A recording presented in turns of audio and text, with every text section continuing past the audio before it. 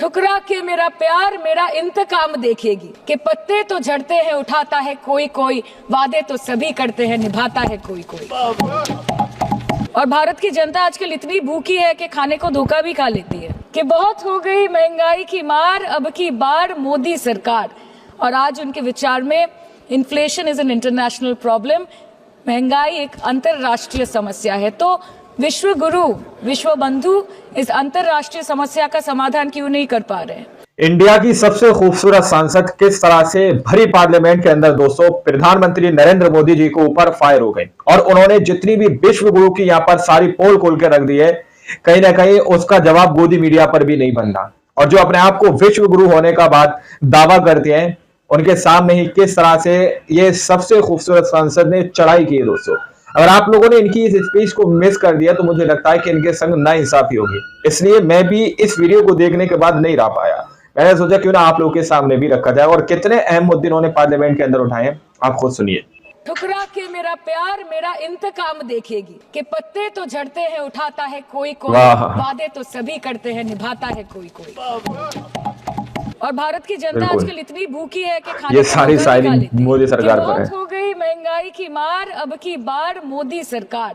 और आज उनके विचार में inflation is an international problem, महंगाई एक अंतरराष्ट्रीय समस्या है। तो विश्व गुरु विश्व बंधु इस अंतरराष्ट्रीय समस्या का समाधान क्यों नहीं कर पा रहे हैं?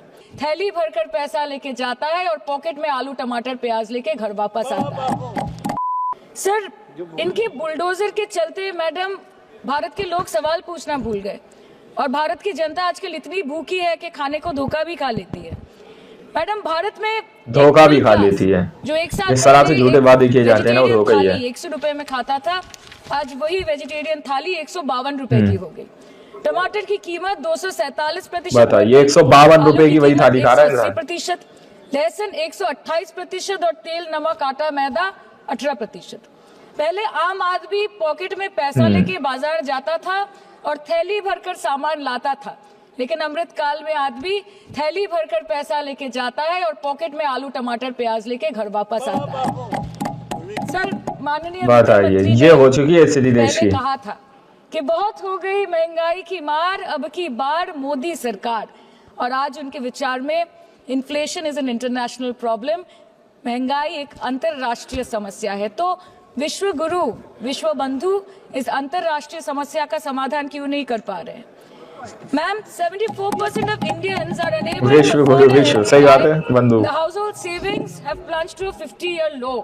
Around 48% of the households in this country are facing a financial crisis क्योंकि उनका खर्चा उनकी कमाई से ज्यादा है। The economic inequality in India is a 100-year high.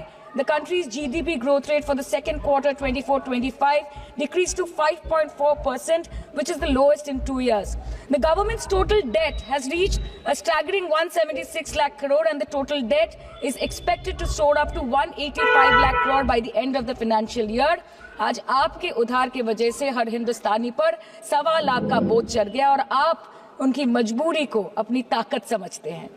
Bengal में ऑल इंडिया तृणमूल कांग्रेस 1.25 लाख का बोझ अध्यक्ष हर व्यक्ति के ऊपर इंडिया मुझे हर दिन कई नौजवानों से बात करनी पड़ती है। वो मुझे ये पूछते हैं कि मोदी जी ने हर साल 2 करोड़ नौकरी का वादा किया था, अर्थात 10 साल में 20 करोड़ नौकरी। उन नौकरियों का क्या हुआ, उन वादे का क्या हुआ? मैं बस उन्हें यही कह पाती हूँ कि पत्ते तो झड़ते हैं उठाता है कोई कोई, वादे तो सभी करते हैं निभाता है कोई कोई।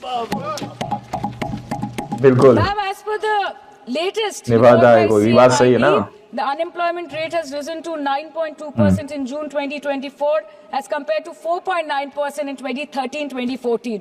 Female unemployment rate is much higher at 18.5% in June 2024 as compared to 7.7% 2013-14. Around 37% of working women are unpaid. In rural areas, this figure is at a horrific 43%. प्रधानमंत्री जी बोलते हैं सबका साथ, सबका विकास, सबका विश्वास।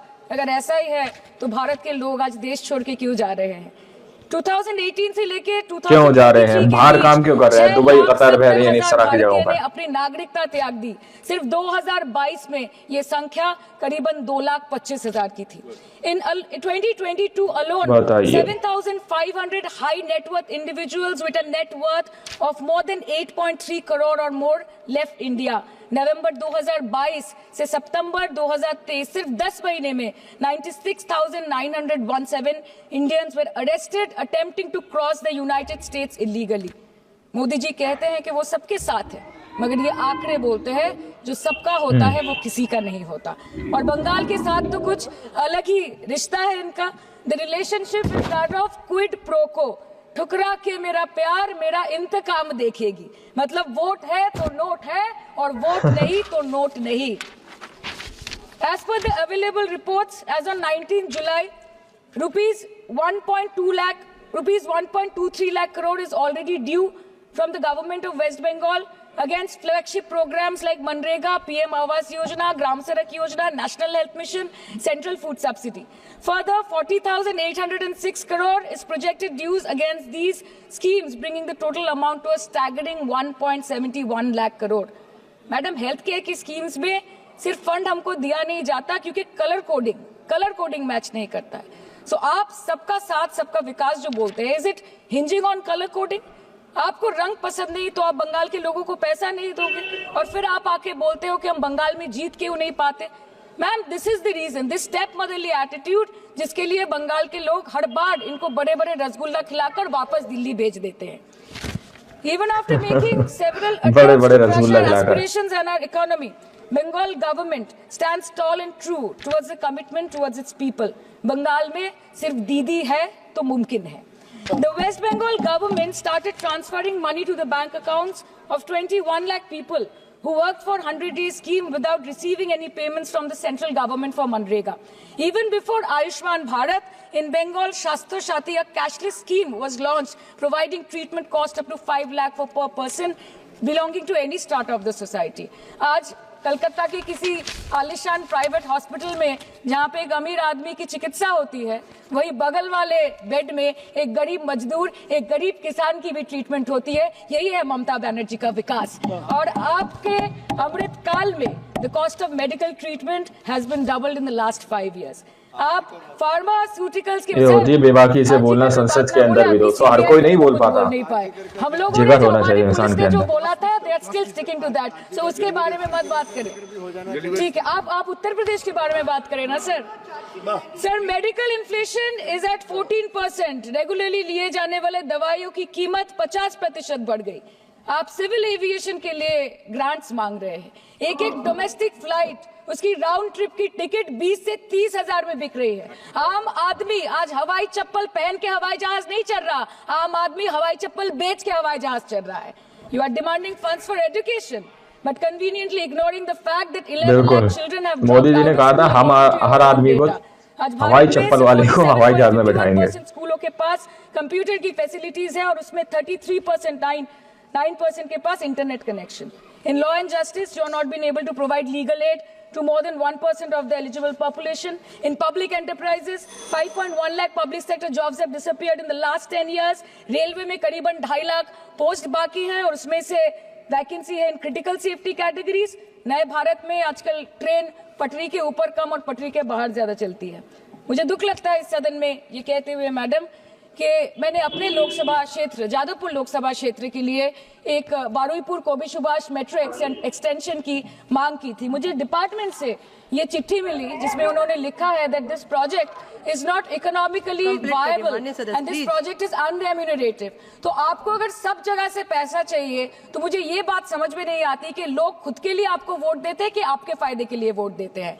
मैं आपको इतना ही बोलना चाहती हूँ, आपके फायदे के लिए ये बात सही है। अपने प्रॉफिट के लिए आज इन्होंने सीनियर सिटीजन का कंसेशन भी बंद कर दिया और सीना ठोक के ये बोलते हैं कि 2022-23 अर्थ वर्ष में हमने 15 करोड़ वरिष्ठ नागरिक से 2242 करोड़ कमाए।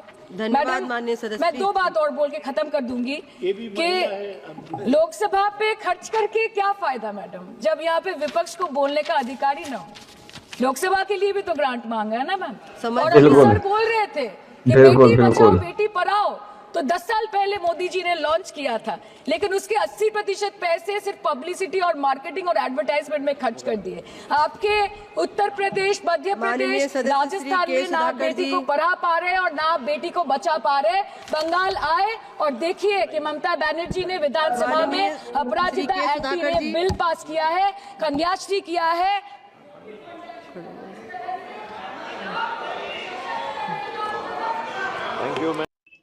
तो आप लोगों ने इस वीडियो को शुरू से आखिर तक देखा। वीडियो के अंदर साफ तौर पर बात करती हुई नजर आ रही है कि किस तरह से पहले के जमाने में लोग, यानी कि 2014 से पहले लोग जेब में पैसा लेकर जाते थे और थैला भरकर सब्जी लाते थे, लेकिन आज थैला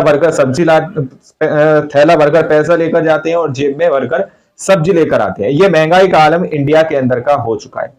और सीधे तौर पर उन्होंने कहा कि ऐसे पार्लियामेंट में पैसा खर्च करने से क्या फायदा जहां पर विपक्ष को बोलने की आजादी न हो। बेटी बचाओ बेटी पढ़ाओ का नारा जो दिया गया, उससे जितना भी फंड या पैसा जो भी कलेक्ट किया गया है उसको सिर्फ और सिर्फ एडवर्टाइज में यूज किया गया, एडवर्टाइजिंग के अंदर उसमें यूज किया गया। जो अपने आप को दुनिया का विश्व गुरु होने का दावा करते हैं, आखिर वो इंडिया की महंगाई को क्यों खत्म नहीं कर पा रहे? ये सवाल सीधे तौर पर संसद के अंदर पूछे। बाकी आप लोगों ने इस पूरी रिपोर्ट को देखा, आप लोग इन सांसद के बारे में क्या सोचते हैं, क्या समझते हैं कि इन्हों की जितनी भी बातें कही गई हैं, क्या आप उनकी बातों से सहमत हैं? अपनी राय कमेंट सेक्शन में जरूर दीजिएगा और सच्ची पक्की खबरें देखने के लिए चैनल को सब्सक्राइब कीजिए। मिलता है अगली वीडियो में, जब तक के लिए जय हिंद, जय भारत।